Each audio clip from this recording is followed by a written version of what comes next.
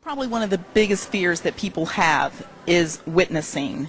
Do you think that's what holds people back the most, is the fear? Yeah, actually a survey was done a few years ago. You may find it kind of interesting, but the number one reason why people do not share, they do not think it's a responsibility.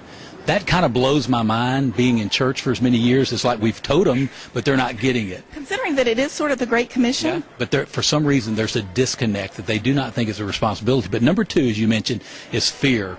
And Dr. Mike Walker, my friend and colleague with One Focus, he likes to say that sharing the gospel with someone is like public speaking on steroids. And, you know, people are scared to death to speak publicly, but think about doing that in an environment that you're sharing your faith. So it is a very big barrier why people do not share. And then number three is they do not feel equipped to do it. But those are the three main reasons why people will never share with anyone, and probably 98% of the people will never share the gospel with anyone. Okay. Well, the One Focus initiative has now sparked a book. Tell me why you decided to write the book.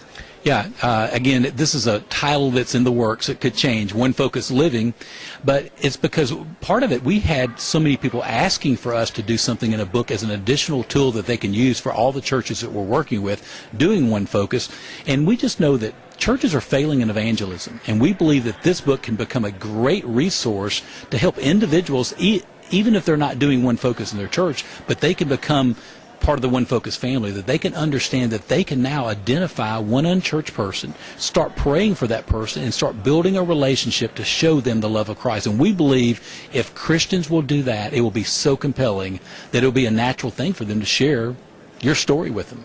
Yeah. Now, when you say becoming a part of the One Focus family, you equip these churches, right?